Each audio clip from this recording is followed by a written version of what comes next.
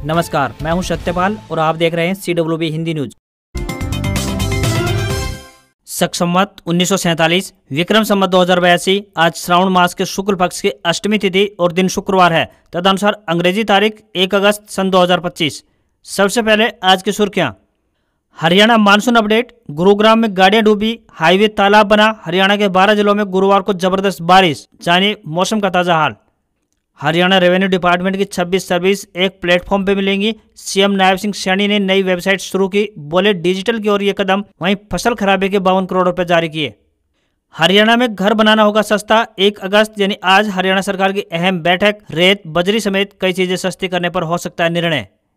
हरियाणा में जल्द शुरू होगी पुलिस भर्ती प्रक्रिया। नायब सिंह सैनी बोले युवा शुरू कर दें अपनी तैयारी। पलवल में जलभराव से 500 एकड़ फसल खराब, खेतों में भरा बरसाती पानी। जिला परिषद के सीईओ से मिले किसान, मांगा मुआवजा। आज से बदल जाएंगे यूपीआई से जुड़े ये बड़े नियम। 1 अगस्त यानी कि आज से आपका यूपीआई एक्सपीरियंस बदलने वाला है। हरियाणा में 5 अगस्त तक ऑनलाइन होगी खाद की बिक्री। किसानों को पोर्टल पर कराना होगा पंजीकरण।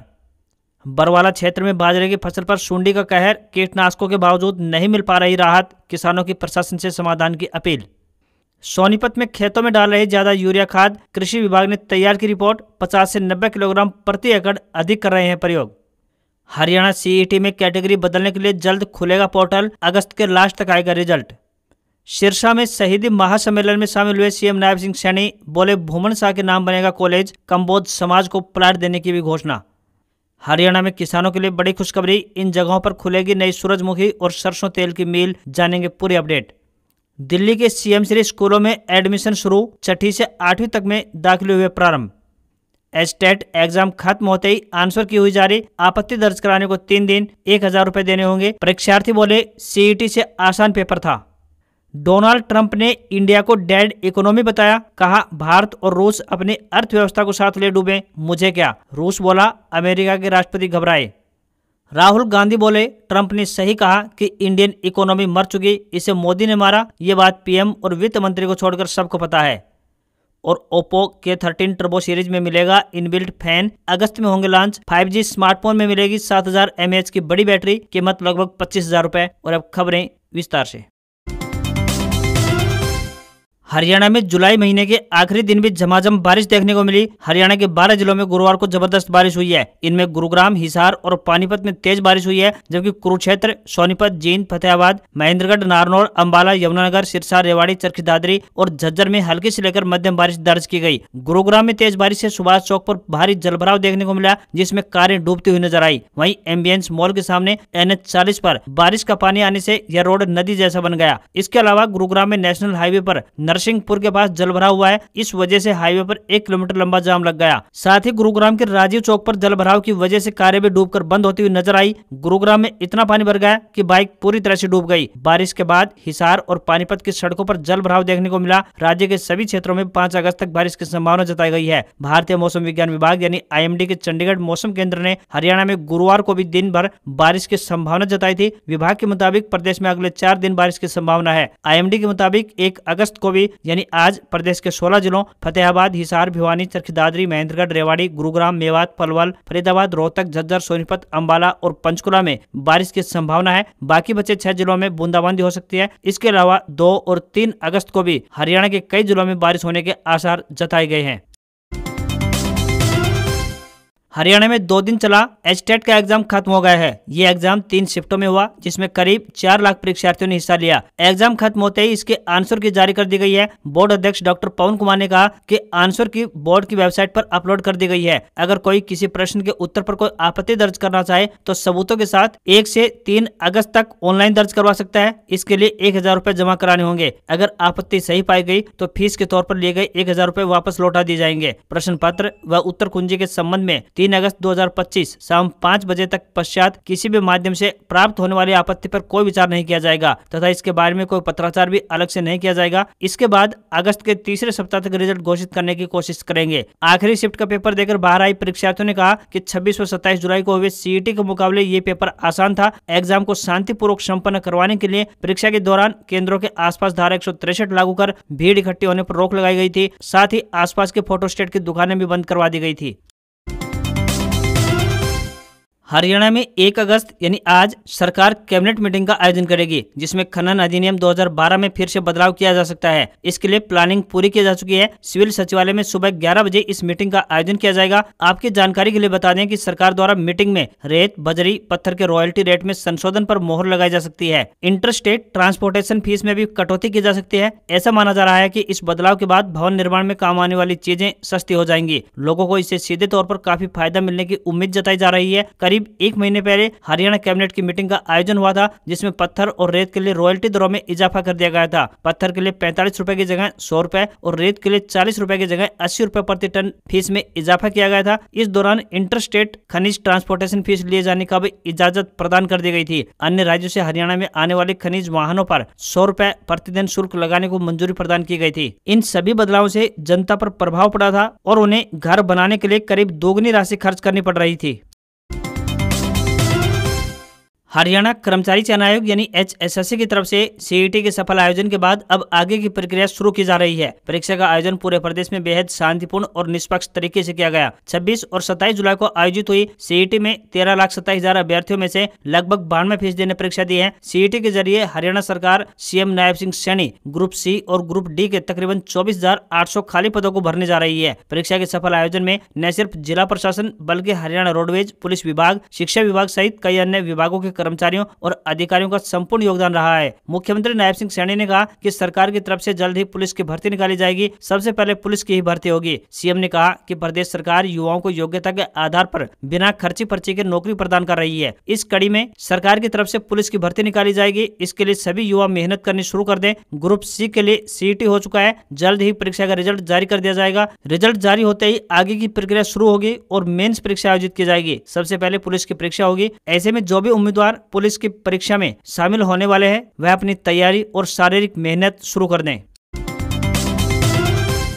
हरियाणा में किसानों से जुड़ी एक जरूरी और महत्वपूर्ण खबर सामने आ रही है। यहाँ पर अब DAP और यूरिया खाद की बिक्री ऑनलाइन माध्यम से होगी। कृषि विभाग की ओर से CM नायब सिंह सैनी को इस संदर्भ में प्रपोजल बनाकर भेजा गया था, जिसे CM ने मंजूरी प्रदान कर दी है। अब 5 अगस्त तक खाद की बिक्री ऑनलाइन शुरू होने की संभावना है। किसानों को इस संदर्भ में मेरी फसल मेरा ब्यौरा पोर्टल पर पंजीकरण करवाना होगा। जिन किसानों ने पहले से ही पंजीकरण करवाया हुआ है उनको पंजीकरण की आवश्यकता दोबारा नहीं पड़ेगी। अब जब भी किसान किसी खाद विक्रेता से खाद लेने जाएगा तो उसे अपनी पूरी डिटेल देनी होगी। किसान को पहले की तरह ही खाद मिलती रहेगी। खाद की बिक्री रोजाना कितनी हुई है, कितना खाद आया, कितना बचा हुआ है या फिर कितने खाद की जरूरत है, ये कृषि विभाग को पहले पता चल जाएगा। कृषि विभाग के अधिकारियों को पता होगा कि किस शहर, कस्बे या फिर गांव में कितना खाद पहुंचा हुआ है, कितने खाद की किसानों को आवश्यकता है और कितना पंजीकरण करवाया हुआ है। रोजाना की रिपोर्ट तैयार होगी और यह जिलों से सीधे राज्य मुख्यालय तक जाएगी। यदि कोई भी खाद विक्रेता अवैध रूप से बिक्री करेगा तो उसके खिलाफ सख्त कार्रवाई होगी। सरकार के इस कदम से खाद के कालाबाजारी पर अंकुश लगाने में मदद मिलेगी। हरियाणा कर्मचारी चयन आयोग यानी HSSC की तरफ से 26 और 27 जुलाई को प्रदेश में संयुक्त पात्रता परीक्षा यानी CET का आयोजन किया गया। परीक्षा संपन्न होने के बाद परीक्षा की आंसर की भी जारी कर दी गई। जल्द ही सभी उम्मीदवारों को रिजल्ट जारी कर दिया जाएगा। रिजल्ट जारी होने से पहले उन युवाओं को अपना प्रमाण पत्र अपलोड करने का मौका मिलेगा जिन्हें रजिस्ट्रेशन करते समय जाति प्रमाण पत्र नया नहीं बन पाने के कारण सामान्य श्रेणी से आवेदन करना पड़ा था। अब इन युवाओं को एक मौका मिलेगा जिसमें वह अपने जाति प्रमाण पत्र अपलोड कर पाएंगे। CET में अब कैटेगरी बदलने के लिए अगले सोमवार से पोर्टल खोलने की तैयारी की जा रही है। रिजल्ट तैयार करने की प्रक्रिया भी शुरू कर दी जाएगी। प्रबल संभावना है कि रिजल्ट अगस्त महीने के अंतिम तक जारी कर दिया जाएगा। हरियाणा कर्मचारी चयन आयोग के अध्यक्ष हिम्मत सिंह की तरफ से ग्रुप D के लिए भी सूचना दी गई है। उन्होंने बताया कि ग्रुप D CET के लिए भी जल्द रजिस्ट्रेशन शुरू होने वाले हैं। ऐसे में सभी उम्मीदवार अपने कागजात पूरे कर ले। हरियाणा में किसानों के लिए एक अच्छी खबर सामने आई है। धर्मनगरी कुरुक्षेत्र जिले के अपने विधानसभा क्षेत्र लाडवा के कई गांवों के धन्यवादी दौरे पर पहुंचे मुख्यमंत्री नायब सिंह सैनी ने एक बड़ा ऐलान किया है। उन्होंने कहा कि कुरुक्षेत्र में सूरजमुखी ऑयल मिल और रेवाड़ी में सरसों ऑयल मिल लगाने के लिए जगह चिन्हित कर ली गई है। मुख्यमंत्री नायब सिंह सैनी ने कहा कि कुरुक्षेत्र और आसपास के क्षेत्र में किसान बड़े स्तर पर सूरजमुखी की खेती करते हैं। ऐसे में सरकार ने फैसला लिया है कि शाहबाद में सूरजमुखी ऑयल मिल स्थापित की जाएगी। इस मिल से किसानों को फायदा पहुंचेगा और उन्हें सूरजमुखी और सरसों की फसल का उचित मूल्य मिलेगा। सीएम नायब सिंह सैनी ने एक और बड़ी घोषणा करते हुए कहा कि स्वतंत्रता दिवस यानी 15 अगस्त से प्राइवेट अस्पतालों की तर्ज पर 10 शहरों के सरकारी अस्पतालों में स्वास्थ्य सेवाओं की बुनियादी ढांचे में विस्तार किया जाएगा। प्राइवेट अस्पतालों की तर्ज पर तैयार किए गए 10 शहरों के सरकारी अस्पतालों में लोगों को नामात्र खर्चे पर बेहतर इलाज की सुविधा उपलब्ध करवाई जाएगी। इस योजना के तहत जल्द ही राज्य के प्रत्येक शहर में एक अस्पताल बनाया जाएगा। अब 10वीं और 12वीं में सीधा एडमिशन लेने के लिए हरियाणा विद्यालय शिक्षा बोर्ड यानी BSEH में जरूरी दस्तावेज जमा करवाने की मोहलत दी गई है। इस बारे में बोर्ड अध्यक्ष डॉक्टर पवन कुमार शर्मा व सचिव डॉक्टर मुनीश नागपाल ने जानकारी दी। उन्होंने बताया कि राज्य के सभी संबंधित विद्यालय शैक्षणिक सत्र 2025-26 के लिए कक्षा 10वीं और 12वीं में सीधा प्रवेश लेने वाले या फिर विद्यालय परिवर्तन किए जाने वाले विद्यार्थियों के अनिवार्य दस्तावेज विद्यालय में प्रवेश दिए जाने की तिथि से 1 महीने तक बोर्ड की आधिकारिक वेबसाइट bseh.org.in पर दिए गए लिंक पर अपलोड करवाना सुनिश्चित करें। उन्होंने कहा कि कक्षा 10वीं में दाखिला लेने के लिए कक्षा 9वीं का रिपोर्ट कार्ड, SLC या TC की प्रमाणित प्रति एवं अन्य राज्यों से आने वाले छात्रों की सक्षम अधिकारी से प्रति हस्ताक्षरित SLC या TC अपलोड करवाना सुनिश्चित करें। हरियाणा में भाजपा ने विधानसभा चुनाव में हारी 42 सीटों पर मंत्रियों व विधायकों को प्रभारी नियुक्त किया है। इसमें नायब सरकार के नंबर 2 मंत्री अनिल विज का नाम नहीं है। पार्टी की ओर से लिस्ट जारी होने के 2 दिन बाद गुरुवार को विज ने इस पर सफाई दी। उन्होंने कहा कि मैं पार्टी में सबसे सीनियर हूं, मुझे तो पूरा स्टेट ही देखना है। दरअसल अक्टूबर 2024 में हरियाणा विधानसभा चुनाव में 90 में से 89 सीटों पर भाजपा ने कैंडिडेट उतारे थे। इनमें से 42 सीटों पर पार्टी को हार मिली। भाजपा अब लगातार सीटों पर हार की वजह पर मंथन कर रही है। इसी क्रम में अगले चुनाव की अभी से तैयारी शुरू कर दी गई है। इसके लिए 29 जुलाई को चंडीगढ़ में विधायक दल की बैठक बुलाई गई थी। इस बैठक में विधानसभा स्पीकर हरविंदर सिंह कल्याण, कैबिनेट मंत्री अनिल विज, सफीदो विधायक रामकुमार गौतम और पुंडरी विधायक सतपाल जांबा को छोड़कर हर मंत्री और विधायक को किसी न किसी विधानसभा सीट की जिम्मेदारी सौंपी गई। बता दें कि साल 2024 में लोकसभा चुनाव से 1 महीना पहले मार्च में जब भाजपा ने मनोहर लाल खट्टर को हटाकर नायब सिंह सैनी को सीएम बनाया था, तब अनिल विज नाराज हो गए थे। उनकी नाराजगी इतनी बढ़ गई थी कि वह बीच में बैठक छोड़कर निकल गए थे। उन्होंने बतौर मंत्री मिली गाड़ी को भी छोड़ दिया था। बाद में नायब सिंह सैनी के नेतृत्व में गठित मंत्रिमंडल में भी शामिल नहीं हुए।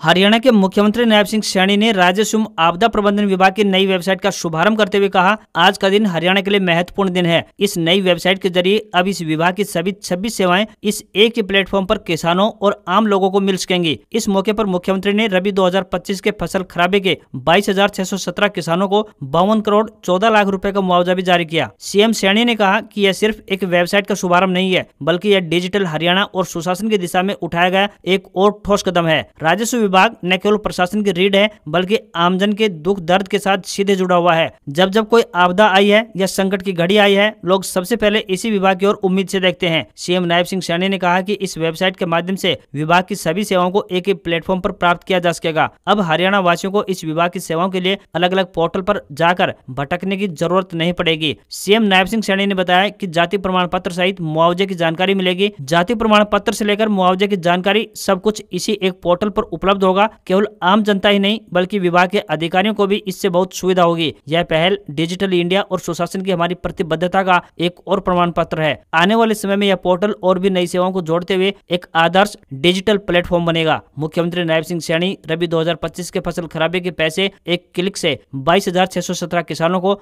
52 करोड़ 14 लाख रुपए की राशि जारी कर दी है। अगर आप भी यूपीआई का इस्तेमाल कर रहे हैं तो आज की खबर आपके लिए काम की है। 1 अगस्त यानी आज से आपका यूपीआई एक्सपीरियंस बदलने वाला है। भारतीय राष्ट्रीय भुगतान निगम यानी कि एनपीसीआई की तरफ से सिस्टम पर पड़ने वाले एक्स्ट्रा लोड को कम करने और यूपीआई पेमेंट को फास्ट करने के लिए कुछ जरूरी बदलाव लागू किए जाएंगे। अगर आप भी रोजाना गूगल पे, फोन पे या फिर पेटीएम या फिर किसी अन्य ऐप का इस्तेमाल ट्रांजेक्शन के लिए करते हैं तो आपको कुछ बातों के बारे में विशेष जानकारी होनी चाहिए। आज से इनसे जुड़े हुए कुछ नियमों में कुछ बदलाव होने जा रहे हैं, जिसका प्रभाव सभी पर दिखाई देगा। यूपीआई का ऑटो पेमेंट सिस्टम, जो कि ओटीटी सब्सक्रिप्शन या फिर ईएमआई जैसे पेमेंट को संभालता है, अब वह केवल नॉन पीक पर ही काम करेगा, यानी यह सुबह 10 बजे से पहले या फिर रात को 9:30 बजे के बाद पेमेंट करेगा। यह नए नियम 1 अगस्त यानी आज से लागू होने जा रहे हैं। अब आप यूपीआई पर अकाउंट का बैलेंस केवल दिन में 50 बार ही चेक कर पाएंगे। यह कैलकुलेशन 24 घंटे की अवधि में की जाएगी। इसमें सिर्फ वह बैलेंस रिक्वेस्ट शामिल होगी जो आप सीधे करते हैं। हर ऑटो डेबिट का सिस्टम 1 मेन ट्राई और 3 रीट्राई की परमिशन देगा। इसका मतलब यह हुआ कि अब आपको ट्राई करने के लिए केवल 4 ट्राई ही मिलेंगे। इससे नेटवर्क पर दबाव रोकने में मदद मिलने वाली है।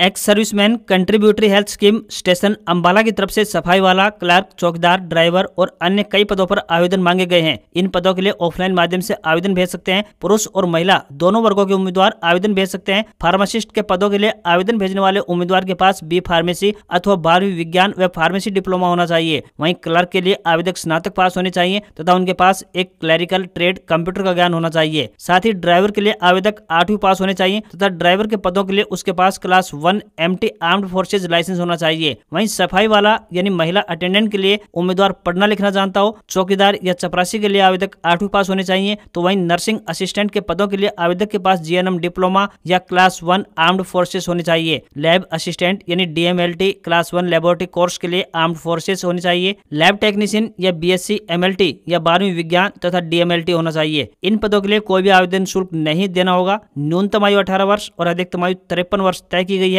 आवेदन करने की अंतिम तिथि 11 अगस्त है। इंटरव्यू की तारीख 26 अगस्त है। इंटरव्यू का स्थान स्टेशन मुख्यालय अंबाला रहेगा। सैलरी 16,800 रुपए से लेकर 28,100 रुपए पर मंथ मिलेगी।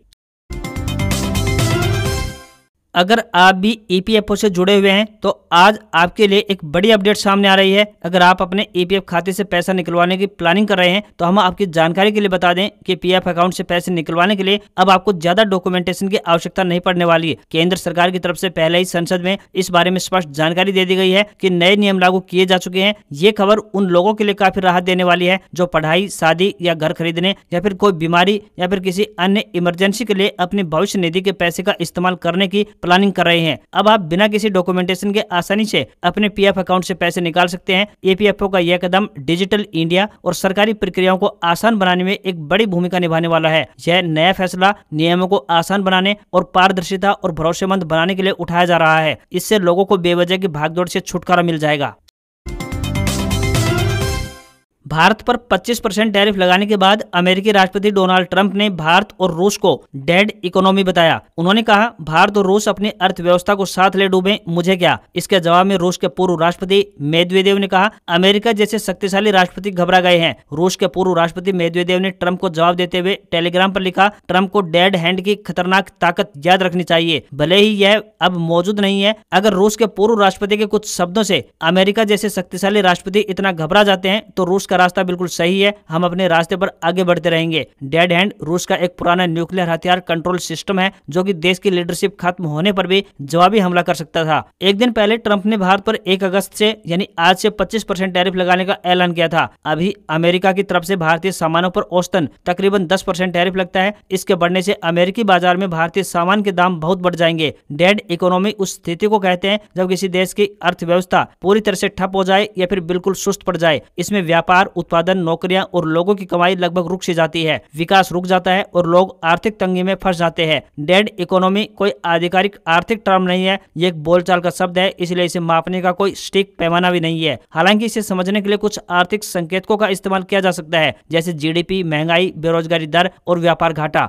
डोनाल्ड ट्रंप ने अपने सोशल मीडिया ट्रुथ सोशल पर 30 जुलाई को ऐलान किया कि भारतीय सामानों पर अमेरिका में 25% टैरिफ लगेगा। उन्होंने कहा, रूस से व्यापार के चलते भारत पर टैरिफ के अलावा पेनल्टी भी लगेगी। हालांकि ट्रंप ने यह नहीं बताया कि पेनल्टी कितनी होगी। उन्होंने इतना जरूर कहा कि 25% टैरिफ और पेनल्टी दोनों 1 अगस्त 2025 से लागू होंगे। आपको यहाँ पर बता दें कि टैरिफ यानी कि आयात शुल्क, जब कोई देश दूसरे देश से सामान खरीदता है तो उस पर कुछ टैक्स लगाता है, उसे टैरिफ कहते हैं। ट्रंप का कहना है कि भारत अमेरिकी सामानों पर बहुत ज्यादा टैरिफ वसूलता है, जबकि अमेरिका भारतीय सामानों पर कम टैक्स लगाता है। ट्रंप को लगता है कि यह नाइंसाफी है, इसलिए उन्होंने अपनी पारस्परिक टैरिफ नीति के तहत भारत पर 25% टैरिफ लगाने का ऐलान किया है। विशेषज्ञों का कहना है कि 25% टैरिफ भारत के लिए बुरी खबर है। अमेरिकी राष्ट्रपति डोनाल्ड ट्रंप की ओर से भारत पर 25% टैरिफ के ऐलान का असर भारतीय शेयर बाजार पर नहीं दिखा। सेंसेक्स 296 अंक गिरकर 81,186 के स्तर पर क्लोज हुआ। निफ्टी में भी 87 अंक की गिरावट देखने को मिली और ये 24,768 के स्तर पर क्लोज हुआ। ट्रेडिंग के दौरान बाजार में उतार चढ़ाव जरूर देखने को मिला। शुरुआती कारोबार में यह करीब 700 अंक गिरा, फिर 1000 अंक की रिकवरी हुई। सेंसेक्स के 30 शेयरों में से 7 में तेजी और 23 में गिरावट देखने को मिली। NSE के मेटल, फार्मा और ऑयल एंड गैस इंडेक्स में गिरावट रही। वहीं FMCG 1.44% ऊपर चढ़कर बंद हुआ। 24 कैरेट सोने का दाम 483 रुपए गिरकर 98,534 रुपए प्रति 10 ग्राम के स्तर पर पहुंच गया है। वहीं चांदी की कीमत 3,450 रुपए कम होकर 1,09,950 रुपए प्रति किलो पहुंच गई है। दिल्ली में 24 कैरेट सोने की कीमत 1,01,80 रुपए और 22 कैरेट सोने की कीमत 91,850 रुपए प्रति 10 ग्राम के स्तर पर पहुंच गया है। आज खबरों में बस इतना ही। देखते रहिए आपका अपना हरियाणा का सबसे बेहतरीन news channel CWB Hindi news. नमस्कार। इसी आशा के साथ आपका दिन शुभ रहे। अगर आपने अभी तक चैनल को सब्सक्राइब नहीं किया है तो कृपया करके चैनल को सब्सक्राइब कर लें और बेल आइकॉन जरूर दबा लें ताकि हमारी खबर सबसे पहले आप तक पहुंच सके। नमस्कार।